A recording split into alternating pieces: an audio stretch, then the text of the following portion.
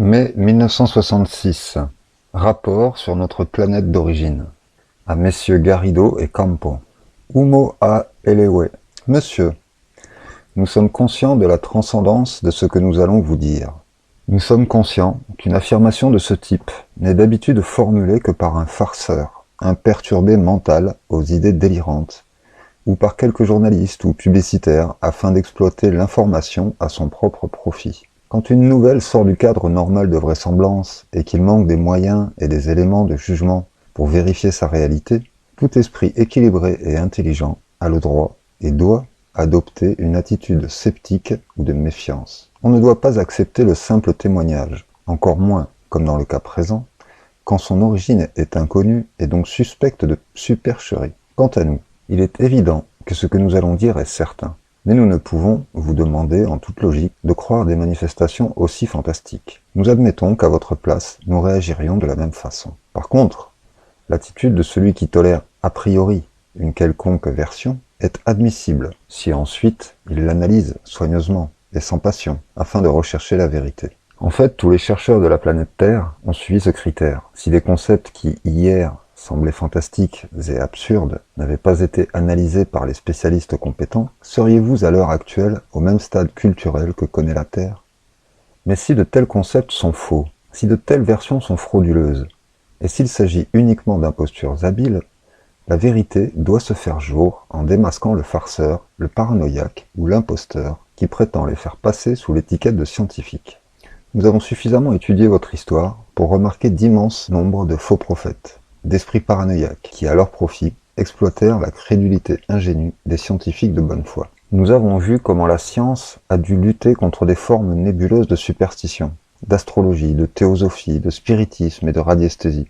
Et même si elles avaient quelques principes valables et susceptibles d'être étudiés, dans l'ensemble, elles présentèrent une accumulation d'affirmations gratuites, de raisonnements analogiques absurdes, de pétitions de principes totalement inacceptables pour un esprit équilibré. Ces dernières années, à cause de l'apparition dans l'atmosphère terrestre des UFO, ovnis ou vulgairement soucoupes volantes, la fantaisie des hommes de la Terre a augmenté, avec la multiplication dans la presse de fausses nouvelles concernant ces phénomènes. Et, ce qui est plus grave, l'apparition dans de nombreux pays d'individus comme George Adamski en 1952, Daniel Fry ou la Norvégienne Edith Jacobson en 1954, qui juraient avoir eu des relations avec des êtres originaires d'autres planètes. Ces sujets et la crédulité initiale des masses qui acceptaient ces versions absurdes ont discrédité totalement les études sérieuses qui étaient l'œuvre de départements techniques officiels de certains gouvernements. Conscients donc que de telles versions ont créé un climat logique de méfiance, il n'est pas surprenant que se produise une répétition de ce petit conte populaire de la Terre concernant le berger et le loup. Pour ces raisons, nous sommes parfaitement conscients du fait que nous n'allons pas être crus en ce qui concerne la révélation que nous vous exposons maintenant. Nous répétons que notre objectif principal ne consiste pas à être crus, sans l'apport d'autres preuves que ces documents que nous allons vous envoyer. Ceci ne veut pas dire qu'ils ne constituent pas de véritables arguments et preuves de notre identité, comme nous l'avons déjà fait aux États-Unis, Angleterre et ici même en Espagne avec une autre personne. En fait, d'autres pays nous connaissent aussi. L'Australie, l'Allemagne et l'Union soviétique sont en train de recevoir en ce moment nos rapports, qui sont destinés à d'éminents hommes de science. Et tout en reconnaissant qu'un grand nombre d'entre eux ont déchiré nos lettres en croyant logiquement qu'elles étaient l'œuvre de farceurs ou de perturbés mentaux, dans certains cas, l'écrasante collection de données scientifiques véritables que nous avons soumises a fini par convaincre de nombreuses personnes qu'au fond il y avait, pourrions-nous dire, quelques fonds de vérité. Avec ces gens, les relations ont continué, et si tous étaient réticents ou méfiants, ils ont finalement mesuré objectivement l'étrange situation sans écarter du tout l'hypothèse de notre supposée identité. Pour cela, nous vous demandons de lire soigneusement ce que nous allons vous dire. Si vous le faites au début par simple curiosité, cela n'a pas d'importance. Et si vous écartiez totalement l'idonéité de nos affirmations apparemment fantastiques, nous ne sommes pas ingénus pour nous attendre d'être crus. De plus, il y a une seconde raison qui peut vous paraître paradoxale et que nous vous expliquerons le moment opportun.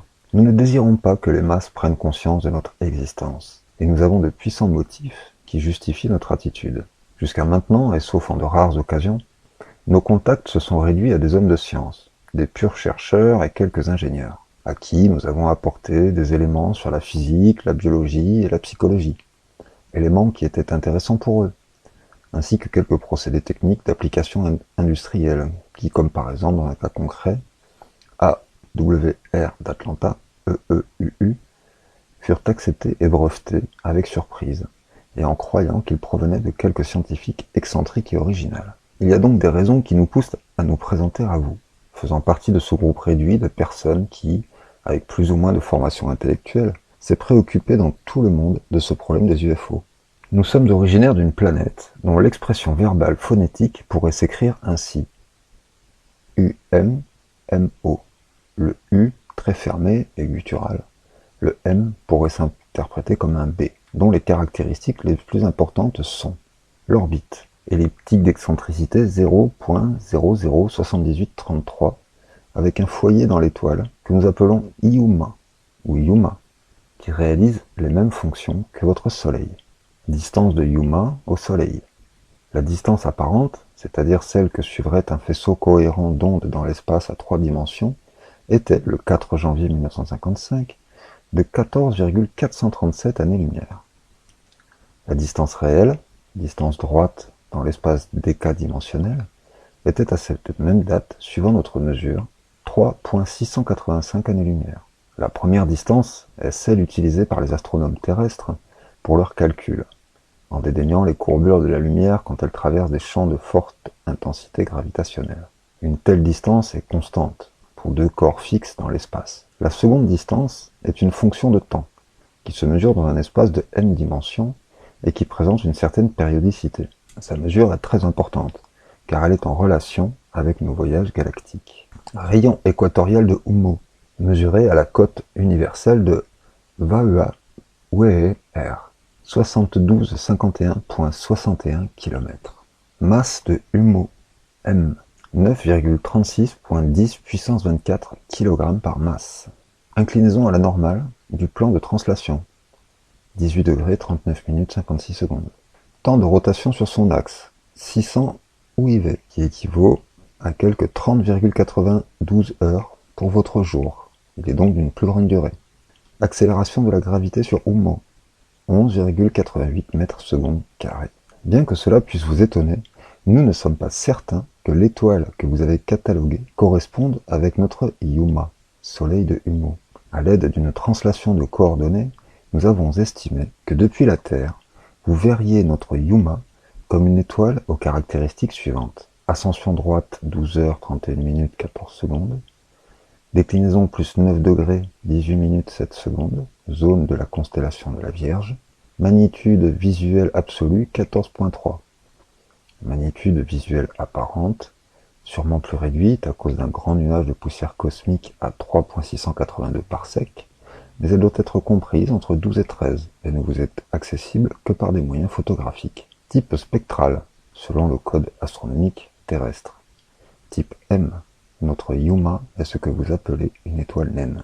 Malheureusement, les erreurs commises par vous en ce qui concerne la mesure des distances sont dans de nombreux cas supérieures à 15%, et on observe en plus des divergences dans les mesures enregistrées dans les différents catalogues d'étoiles terrestres, de sorte qu'il résulte qu'il est impossible, même par une translation d'axe effectuée avec le plus grand soin, d'identifier une même étoile codifiée par nous avec une autre, cataloguée par les astronomes de la Terre.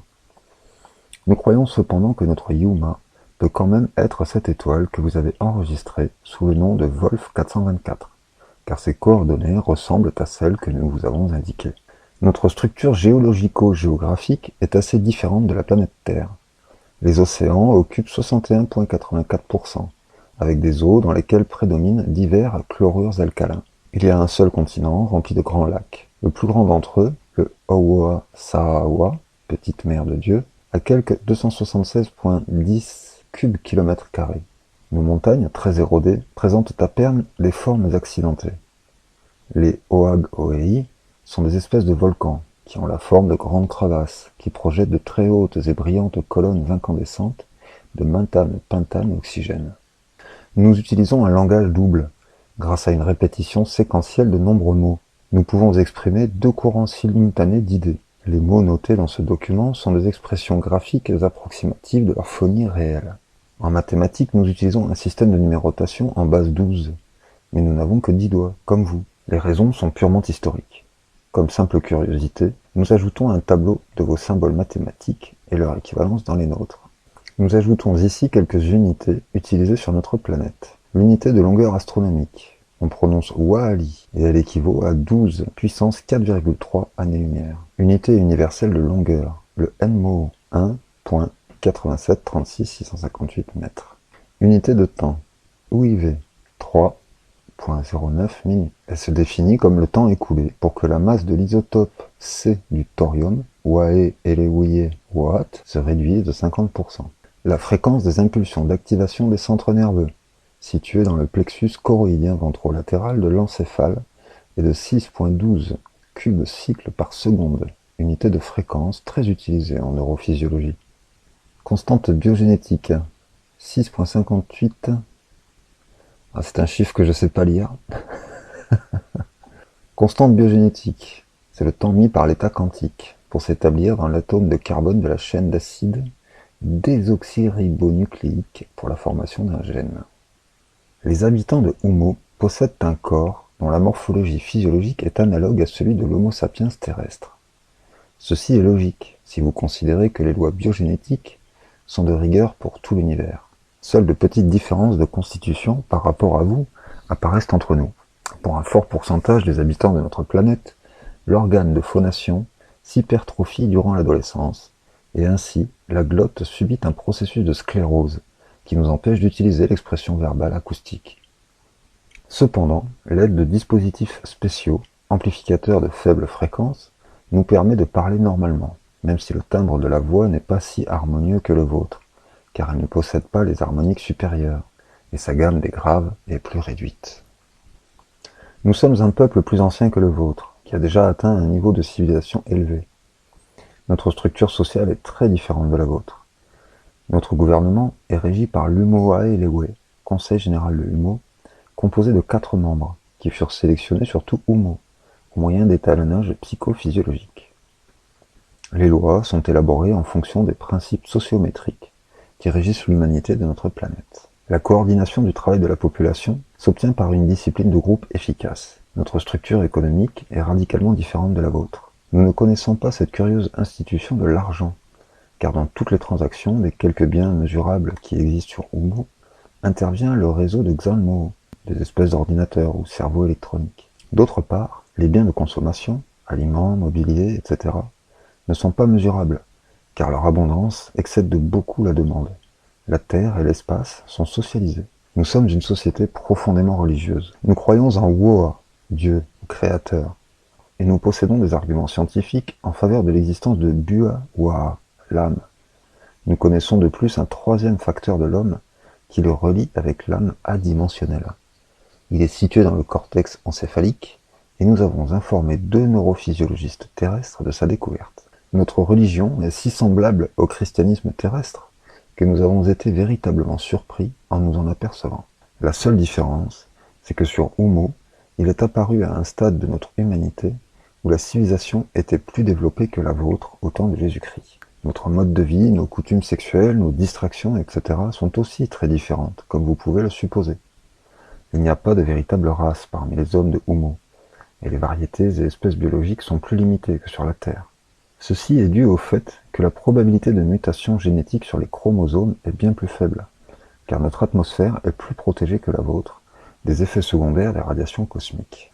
Notre première arrivée sur Terre se produisit en profitant des excellentes conditions isodynamiques de l'espace, courbure de l'espace, qui eurent lieu à cette époque-là.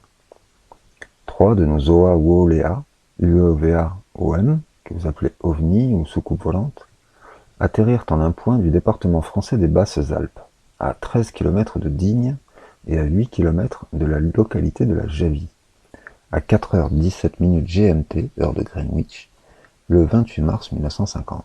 Inutile de vous parler des premières vicissitudes subies par notre premier groupe explorateur, qui dut faire face à de très graves situations dues à l'ignorance absolue de la langue et des coutumes terrestres. Depuis lors sont arrivés d'autres astronefs, et en particulier 3 Oa-Wolea UOVA, en février 66. Les contacts avec l'orographie terrestre furent enregistrés ainsi. Arrivée de 2 frères aux environs d'Erivan, territoire soviétique, à 18h47 heure espagnole. L'endroit est situé à 6 km de la rivière Arax, le 6 février 1966. Arrivée de deux frères à 20h02 en un endroit situé près de Madrid, territoire espagnol, près de la colonie d'Aluche, le 6 février 1966. Arrivée de trois frères en un point situé aux environs de Townsville, Queensland, territoire australien, à 22h45 le 6 février 1966, heure espagnole. Les caractéristiques divulgables, celles qui ne sont pas assujetties à nos normes de sécurité de nos Zoalea Ueva, sont base circulaire de diamètre extérieur, 7.1 MO, quelque 13,18 mètres. Section transversale pseudo-lenticulaire de hauteur approximative de 3.25 mètres. 3 pieds extensibles au panneau d'appui rectangulaire. Les perturbations magnétiques enregistrées par l'ingénieur soviétique Alexei Krylov ne sont pas dues au fait que la nature même de la propulsion soit le magnétisme. La forte induction observée, à 10 mètres de son centre d'inertie, et qui atteint fréquemment 4600 Gauss, est due à un effet secondaire. Notre finalité en venant sur Terre est centrée sur l'étude et l'analyse de la culture terrestre.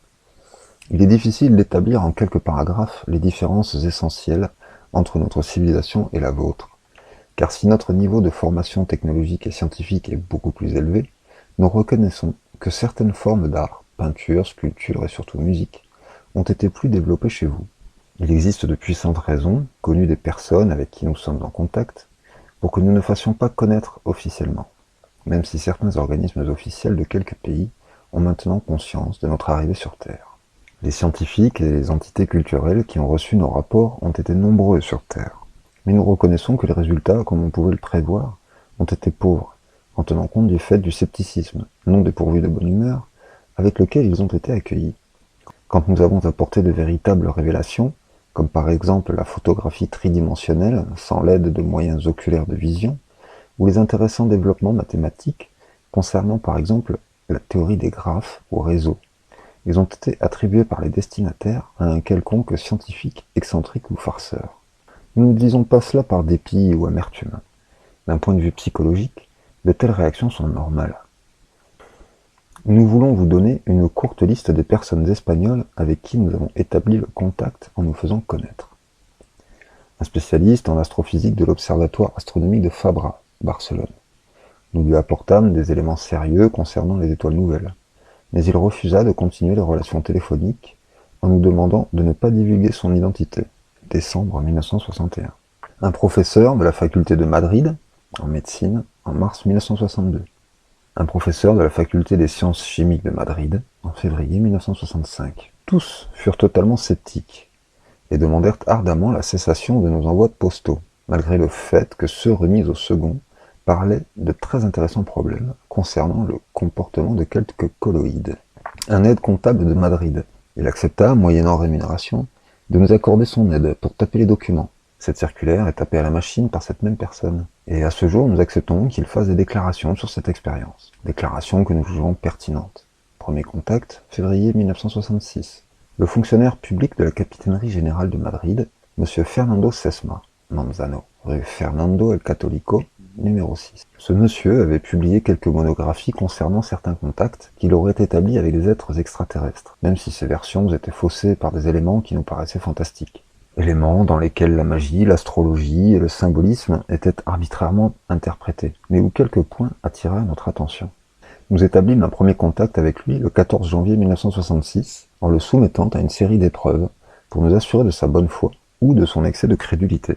Monsieur Sesma se montra sceptique au début, et nous avons pu vérifier sa droiture tout en étant en désaccord avec lui au sujet de ses expériences antérieures que nous attribuions à un simple farceur. Jusqu'à aujourd'hui, nous avons envoyé à ce monsieur un grand nombre de documents concernant notre civilisation et notre structure sociale. Un artiste peintre, Gran, résident rue Conda de Penalvar, numéro 20, Madrid. Il fit quelques déclarations à la presse concernant l'atterrissage d'Aluche le 6 février 1966.